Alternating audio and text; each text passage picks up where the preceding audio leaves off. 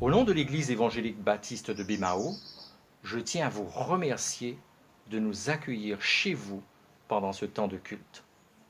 Que la grâce et la paix de notre Seigneur Jésus-Christ, l'amour de Dieu le Père et la communion du Saint-Esprit soient avec chacun de vous. Bien que séparés par la distance depuis plus d'1 mois et demi, ce matin, nous voulons remercier notre Dieu de la possibilité qu'il nous offre de pouvoir être ensemble et de pouvoir vivre ce temps de culte pour sa gloire. Je vous invite à la prière maintenant avec notre frère Denis Varro. Bonjour à tous, chers bien-aimés. Dieu est esprit, il faut que ceux qui l'adorent l'adorent en esprit et en vérité. Nous sommes en communion. Je vous invite à ce temps de prière. Éternel notre Dieu, nous te rendons grâce ce matin. Tu es grand et tu es puissant. Nul n'est semblable à toi. Du fond de notre cœur, nous t'apportons toute notre adoration. Nous t'apportons aussi nos reconnaissances pour ce que tu es, pour ce que tu fais aussi chaque jour dans nos vies. En ce jour, nous voulons prendre le temps de préparer notre cœur à tout ce que tu as à nous révéler à travers ce temps de culte. Dispose notre cœur à travers les chants, à travers aussi le message de ta parole, de façon que nous saisissons tout ce que tu as à nous révéler. Tu es le Dieu qui instruit, tu es celui qui console aussi les cœurs, et nous croyons que tu nous rempliras, tu nous béniras richement de ta sainte présence, alors que ta paix et ta bénédiction reposent sur chacun de tes enfants en ce dimanche, au nom de Jésus. Amen. Au psaume 148, il nous est fait une belle invitation à toute créature. Louez l'Éternel. Et plusieurs fois, l'auteur insiste, louez l'Éternel. Nous allons faire une lecture avec notre sœur Hélène Borès. Je vous invite à écouter. Psaume 148, versets 1 à 5. Louez l'Éternel. Louez l'Éternel, Dieu du ciel. Louez-le dans les hauteurs. Louez-le, vous tous ses anges. Louez-le, vous toutes ses armées. Louez-le, soleil et lune. Louez-le, cieux des cieux. Et vous, les eaux qui êtes au-dessus du ciel, qui louent le nom de l'Éternel, car il a donné ses ordres et ils ont été créés. Psaume 148, versets 1 à 5. Frères et sœurs, dans l'évangile de Jean au chapitre 5 à partir du verset 17, le Seigneur Jésus a répondu aux personnes qui cherchaient à le faire mourir.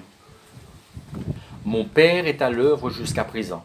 Moi aussi, je suis à l'œuvre. » Et l'apôtre Paul, plus loin, de nous encourager au chapitre 15 de 1 Corinthiens, le verset 58. « Ainsi, mes frères et sœurs bien-aimés, soyez fermes, inébranlables.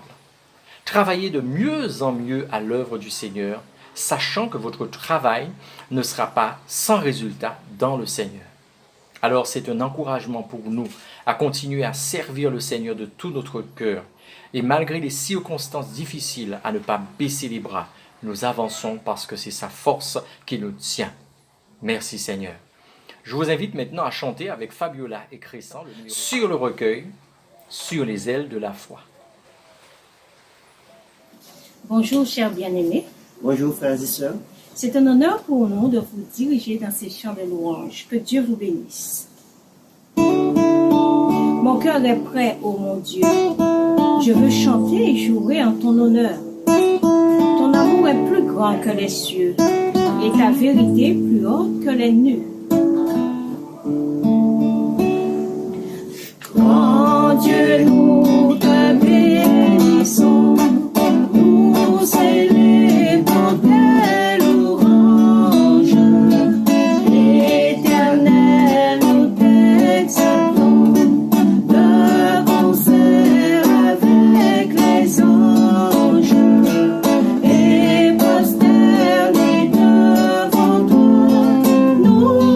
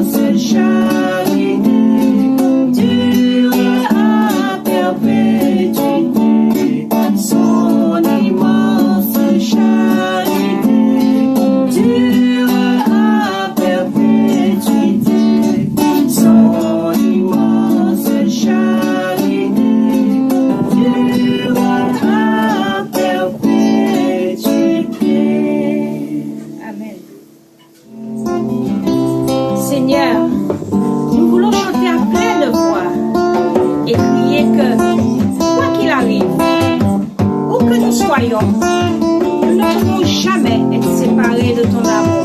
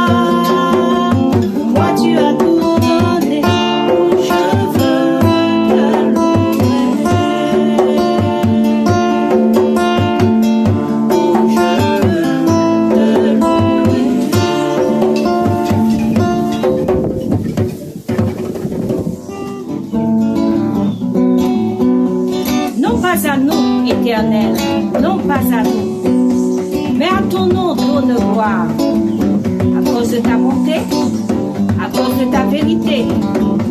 Pourquoi les nations tirent-elles? Où donc est leur Dieu? Notre Dieu est au ciel, et il fait ce qu'il veut. Chantons ensemble.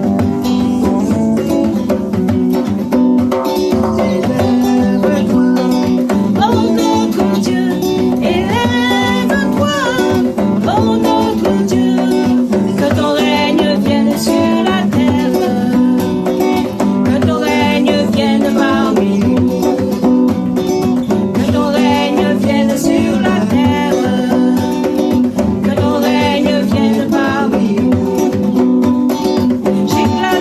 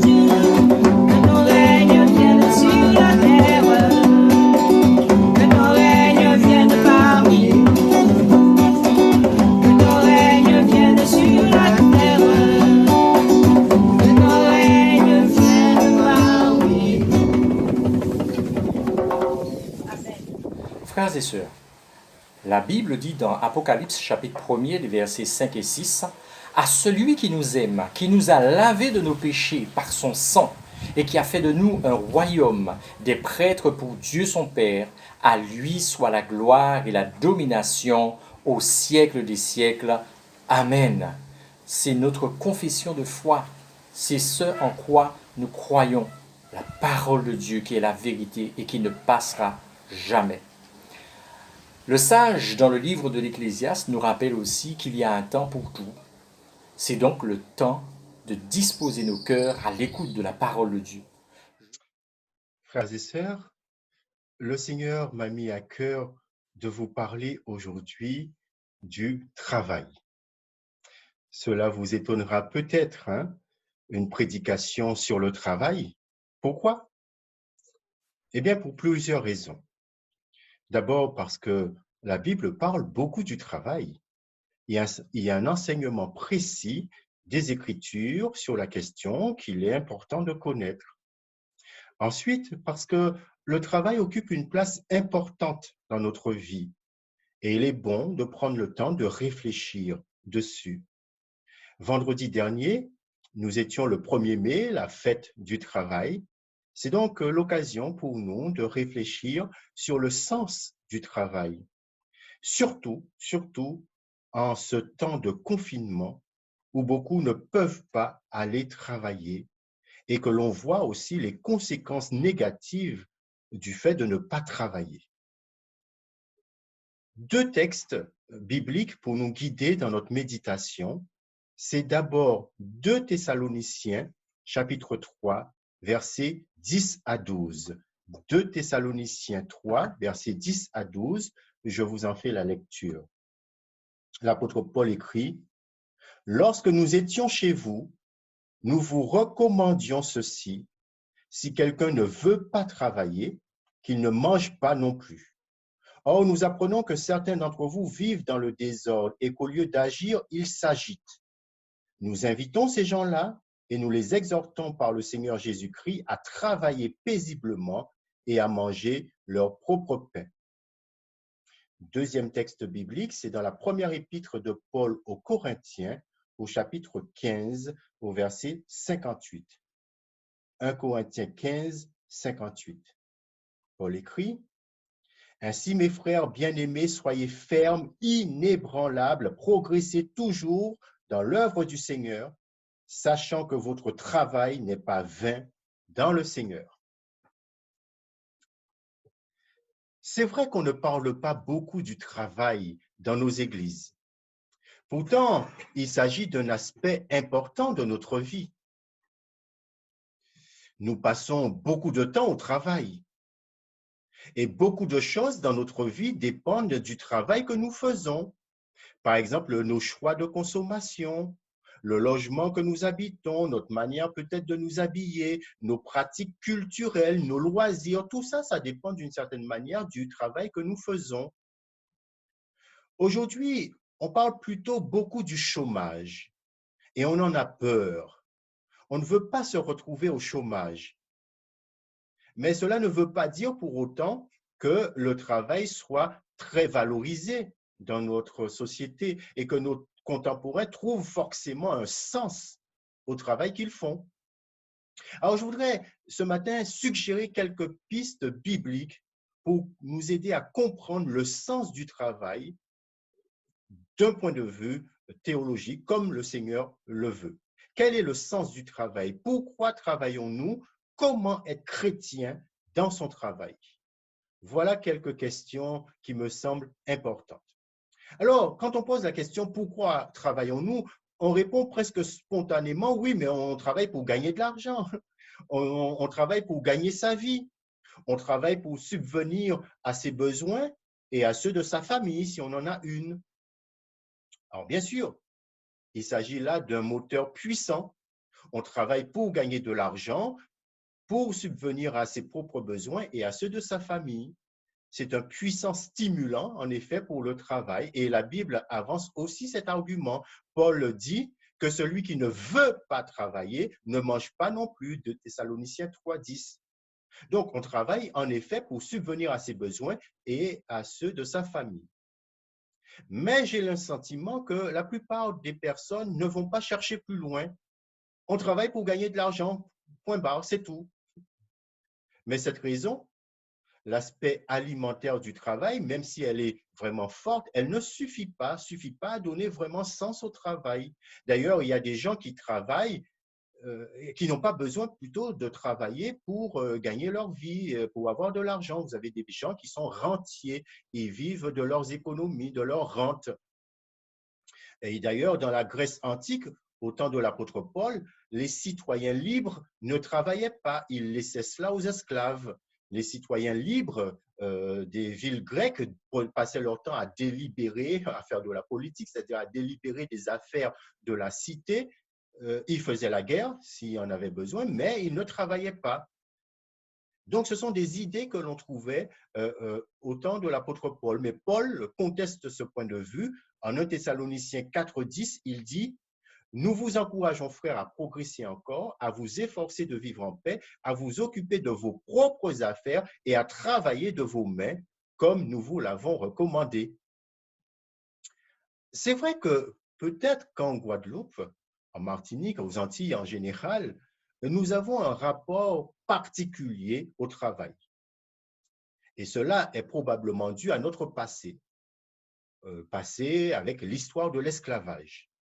Et c'est vrai que l'esclavage a laissé des marques très profondes sur nous, et cela affecte aussi notre manière de penser le travail, de concevoir le travail. Le fait que nous ne possédions pas toujours le capital et que ce soit les autres, les béquets, les hexagonaux qui possèdent la plupart des entreprises, eh bien, ça fait que nous avons tendance à penser que c'est pour blanc nous qu'à travailler.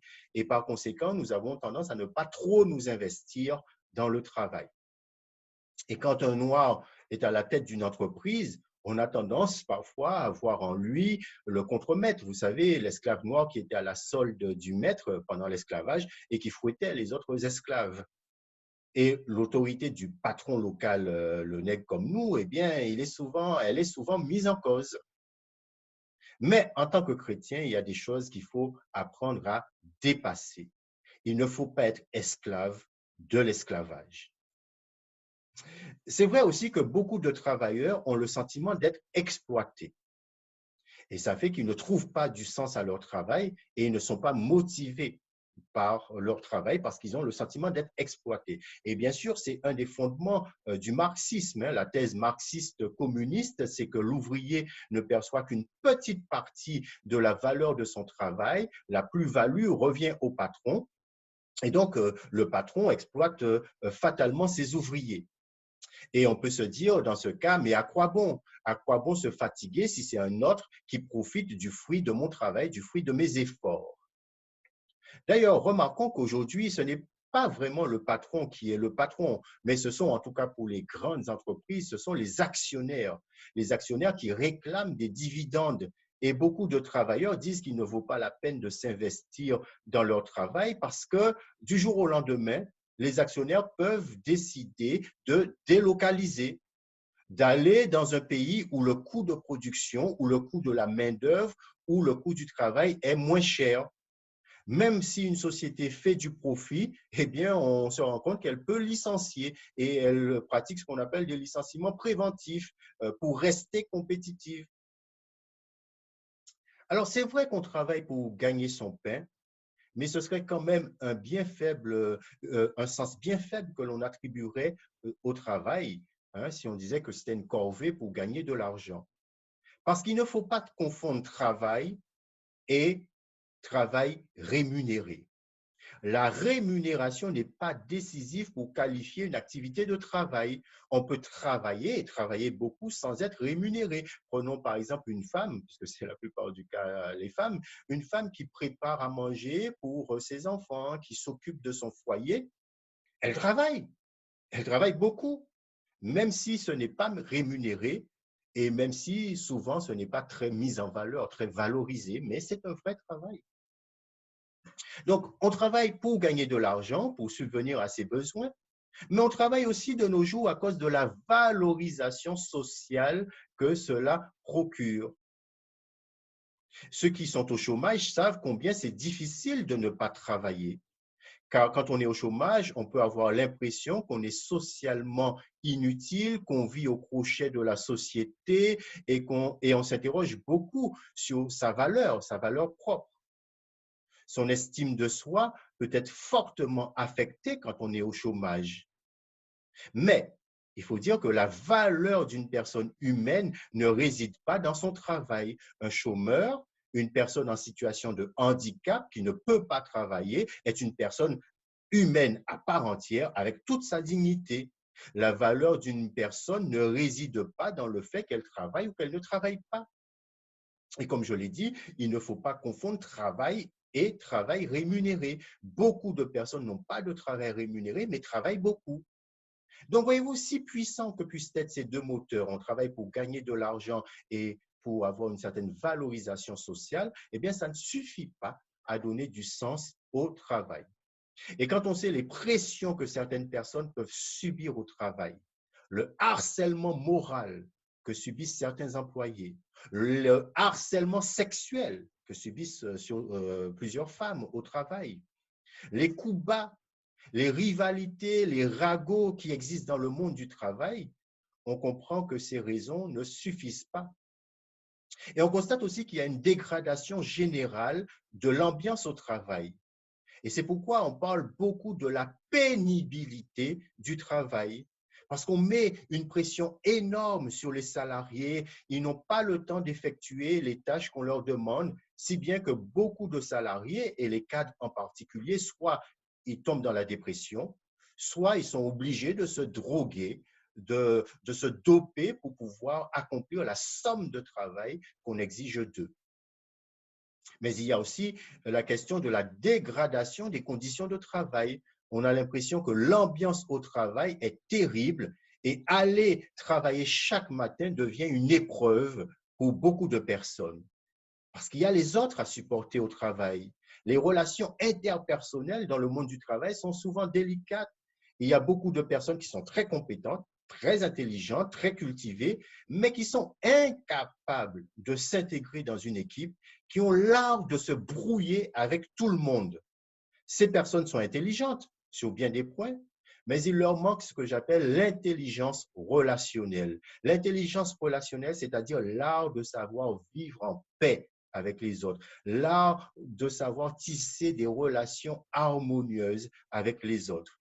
Et malheureusement, dans beaucoup d'endroits, l'ambiance au travail est pourrie à cause de ce genre de personnes.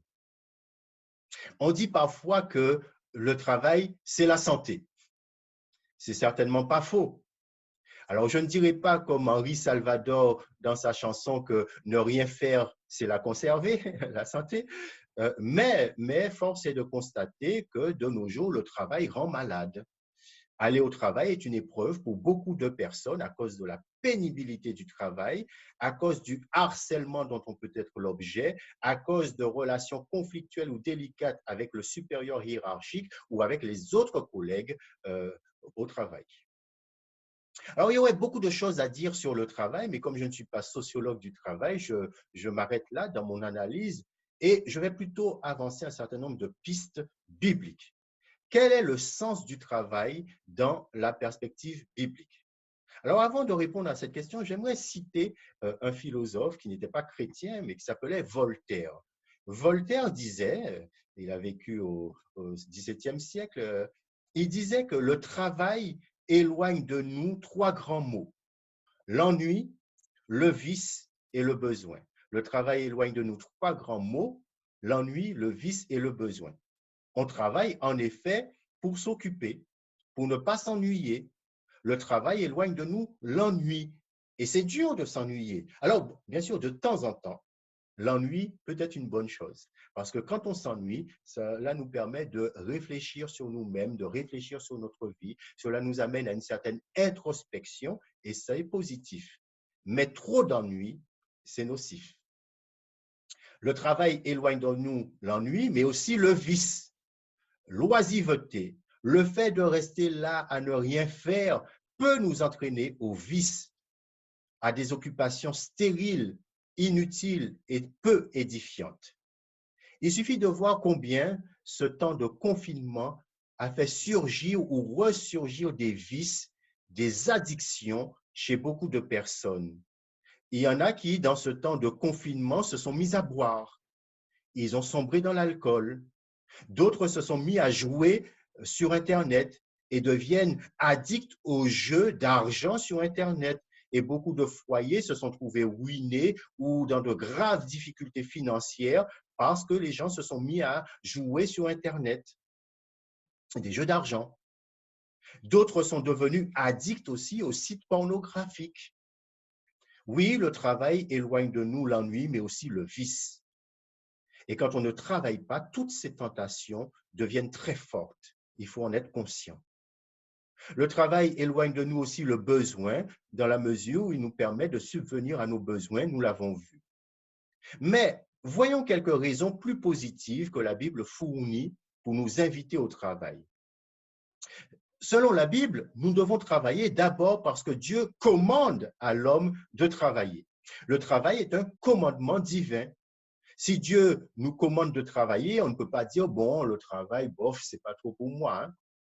La Bible, nous l'avons dit, est en effet assez dure à l'égard des paresseux, à l'égard des oisifs. Certains passages du livre des Proverbes fustigent le paresseux qui ne veut pas travailler ou qui n'aime pas l'effort, qui voudrait que tout soit facile, tout soit simple, tout soit sans difficulté. Il voudrait que l'on obtienne tout d'un claquement des doigts, vous savez, comme dans Joséphine, ange gardien.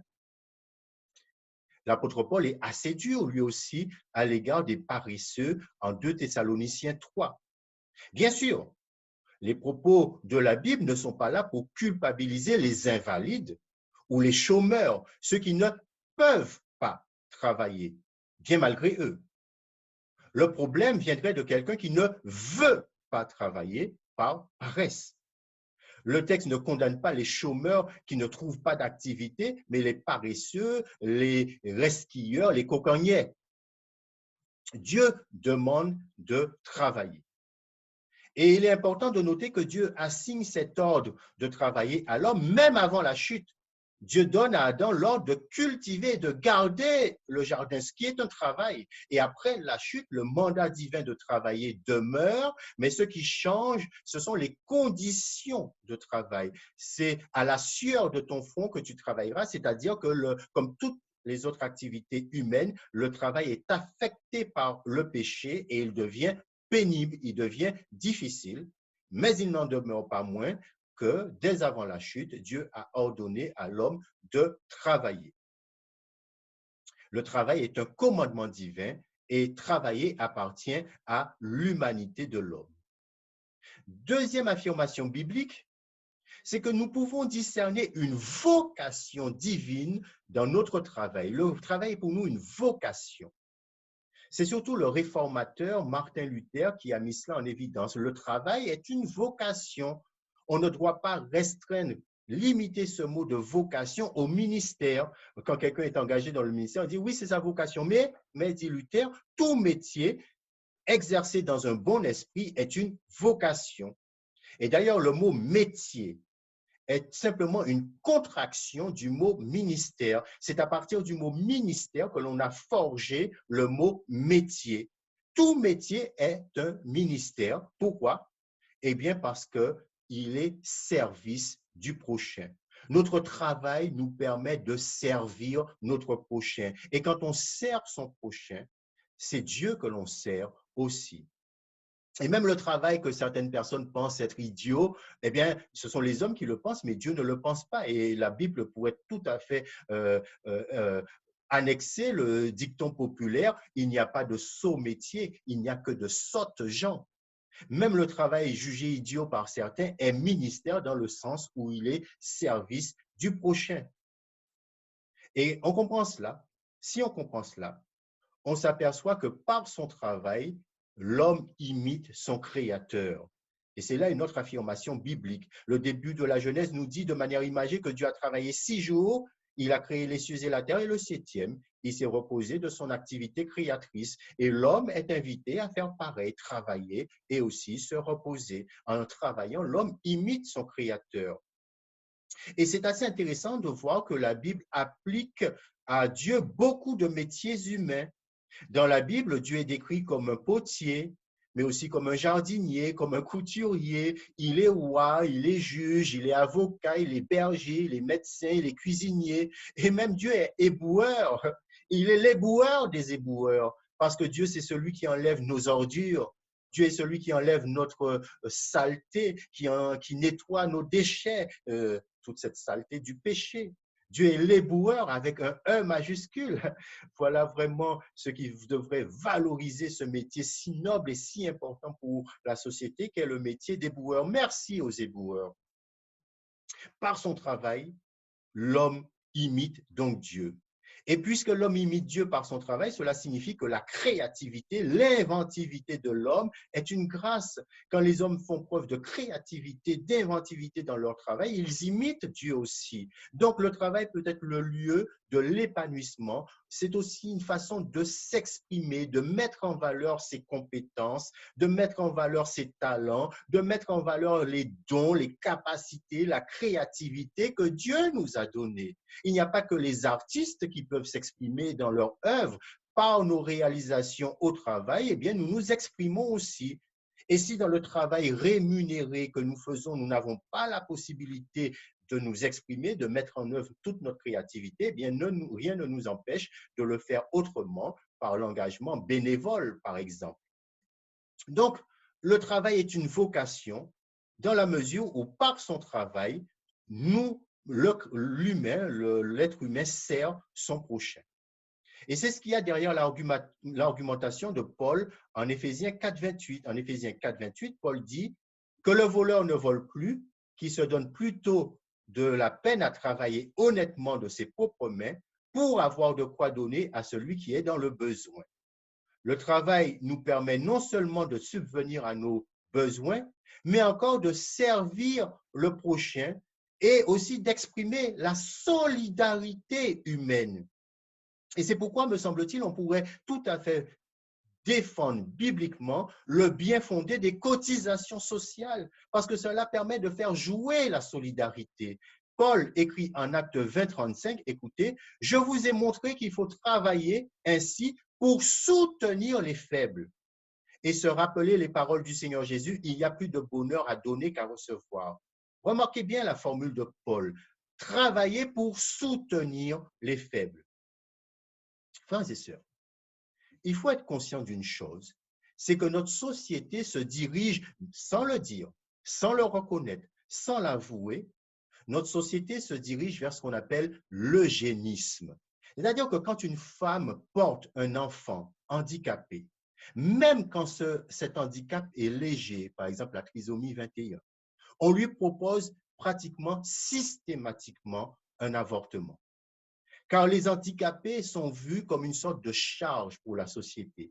Alors, c'est vrai que les personnes en situation de handicap et qui sont vivantes, eh bien, on fait tout pour essayer d'améliorer leur sort. C'est bien, bien sûr, mais parallèlement, et on ne le dit pas assez, parallèlement, on ne veut pas qu'ils naissent trop d'handicapés et on propose systématiquement l'avortement quand il y a même un petit handicap. Or, si nous comprenons que par notre travail, nous aidons les faibles, par notre travail, nous aidons les personnes qui ne peuvent pas travailler, eh bien, cela donne sens aussi à notre travail. Les faibles dont parle l'apôtre Paul, ce ne sont pas les paresseux, ce ne sont pas les parasites, ce ne sont pas les resquilleurs, mais ce sont les personnes qui ne peuvent pas travailler, soit par handicap, soit aujourd'hui à cause du chômage de masse. Et donc, cela nous permet de voir le travail comme un service du prochain, comme possibilité d'aider les autres et pas seulement comme moyen de gagner sa vie. Par mon travail, je peux aider des personnes qui ne peuvent pas travailler à avoir une vie plus ou moins décente. Toutes ces choses nous permettent de comprendre pourquoi la Bible valorise autant le travail de l'homme et pourquoi la Bible fait du travail plus qu'un simple moyen de subsistance. Et c'est ainsi que le chrétien est invité à penser le travail et à faire de cette manière et à faire correctement son travail, sachant qu'il sert son prochain et son Dieu par son travail. Mais la Bible limite néanmoins le travail. Elle nous met en garde contre la tentation de transformer le travail en idole. Et c'est là le sens fondamental du commandement du repos. L'homme doit aussi s'arrêter de travailler et se reposer, car il n'est pas une machine, il n'est pas un bourreau de travail. Il faut travailler, mais il faut aussi prendre le temps de se reposer et avoir une vie en dehors du travail. Pour résumer, le travail est donc un mandat que Dieu confie à l'homme. Et même dans son travail, le chrétien est appelé à chercher la gloire de Dieu, et cela se manifeste par le service rendu au prochain. Le péché affecte aussi le monde du travail, mais le chrétien est appelé à être un témoin du Christ dans son lieu de travail par sa manière de travailler. Comment? Eh bien, par son attitude générale, par la manière dont il peut contribuer à créer une bonne ambiance au travail, par le sérieux avec lequel il accomplit son travail. Un chrétien ne doit pas glander au travail, c'est-à-dire en faire le moins possible, être paresseux. Un chrétien doit avoir une bonne conscience professionnelle.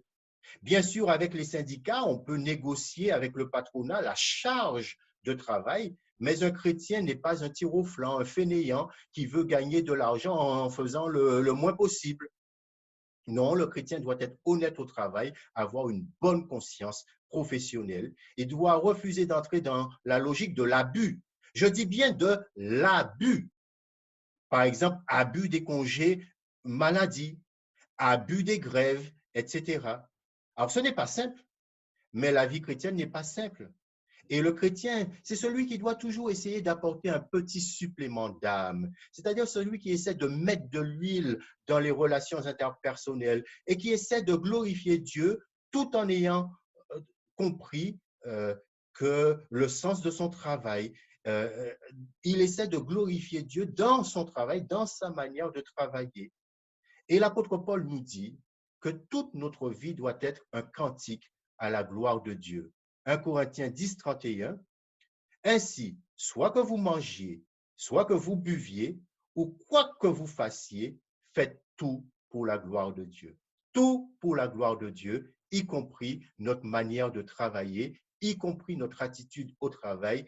Notre manière de travailler doit être aussi au service de Dieu, à la gloire de Dieu, comme service rendu au prochain. Alors que le Seigneur nous aide, que le Seigneur bénisse ceux parmi nous qui ne travaillent pas parce qu'ils ne peuvent pas travailler, et que le Seigneur nous aide à comprendre que par notre travail, nous le glorifions en étant utiles à notre prochain et en aidant les plus faibles. Que le Seigneur nous bénisse. Je vous propose, frères et sœurs, de prier. Et je vous invite à prier avec moi à l'aide d'un texte, d'une prière d'un artisan au Moyen-Âge que vous pouvez trouver dans ce livre que j'ai rédigé avec d'autres, Vivre en chrétien aujourd'hui. Écoutez la lecture de cette prière que je vais vous faire. Apprends-moi, Seigneur, à bien user du temps que tu me donnes pour travailler, à bien l'employer sans rien en perdre. Apprends-moi à tirer profit des erreurs passées sans tomber dans le scrupule qui ronge. Apprends-moi à unir la hâte et la lenteur, la sérénité et la ferveur, le zèle et la paix. Aide-moi au départ de l'ouvrage, là où je suis le plus faible. Aide-moi au cœur du labeur à tenir serré le fil de l'attention. Et surtout, comble toi-même les vides de mon œuvre, Seigneur. Dans tout le travail de mes mains, laisse une grâce de toi pour parler aux autres et un défaut de moi pour me parler à moi-même. Garde en moi l'espérance de la perfection, sans quoi je perdrais cœur. Garde-moi dans l'impuissance de la perfection, sans quoi je me perdrais dans l'orgueil. Purifie mon regard. Quand je fais mal, il n'est pas sûr que ce soit mal, et quand je fais bien, il n'est pas sûr que ce soit bien. Seigneur, Ne me laisse jamais oublier que tout savoir est vain, sauf là où il y a du travail, et que tout travail est vide, sauf là où il y a amour, et que tout amour est creux, qui ne me lie à moi-même et aux autres et à toi, Seigneur. Enseigne-moi à prier avec mes mains, mes bras et toutes mes forces. Rappelle-moi que l'ouvrage de mes mains t'appartient et qu'il m'appartient de te le rendre en le donnant. Que si je le fais par goût du profit, comme un fruit oublié, je pourrirai à l'automne. Que si je le fais pour plaire aux autres, comme la fleur de l'herbe, je fanerai au soir. Mais si je le fais pour l'amour du bien, je demeurerai dans le bien. Et le temps de faire bien et à ta gloire, c'est tout de suite. Amen. Oui, Seigneur notre Dieu, merci pour le travail que tu nous donnes. Donne-nous de l'exercer selon l'esprit de l'Évangile, comme nous l'avons entendu. Nous te prions pour nos frères et sœurs aussi qui sont privés du travail, qui sont au chômage. Fais leur grâce. Ouvre tes mains compatissantes. Ouvre des portes que nul ne peut fermer, Seigneur. Nous t'en prions. Seigneur, nous te prions aussi pour que tu nous donnes d'être de bons chrétiens à notre lieu de travail, des bons témoins de Jésus-Christ. Et nous te prions qu'en ce temps de confinement, tu donnes à chacun de résister à la tentation de l'oisiveté dont nous avons parlé. Donne-nous de résister à ces tentations. Nous t'en prions au nom de Jésus-Christ. Et que ton nom soit glorifié dans tout ce que nous faisons, y compris notre travail. Amen. Chers frères et sœurs, notre culte s'achève ici. Rappelons-nous de ce que Dieu nous dit dans Isaïe chapitre 55 à partir du verset 11. Ainsi en est-il de ma parole qui sort de ma bouche. Elle ne revient pas à moi sans effet, sans avoir accompli ce que je désire, sans avoir réalisé ce pourquoi je l'ai envoyée. Je prie que la parole de Dieu produise du fruit dans nos vies et que nous puissions grandir dans la foi. La bénédiction finale pour ce culte de ce matin se trouve dans 1 Pierre, chapitre 5, à partir du verset 10. Le Dieu de toute grâce vous a appelé en Jésus-Christ à sa gloire éternelle. Après que vous aurez souffert un peu de temps, il vous rétablira lui-même, vous affermira, vous fortifiera, vous rendra inébranlable. À lui soit la gloire et la puissance au siècle des siècles. Amen. Que Dieu nous bénisse. Que Dieu nous bénisse tous. Bon dimanche et prenez soin de vous.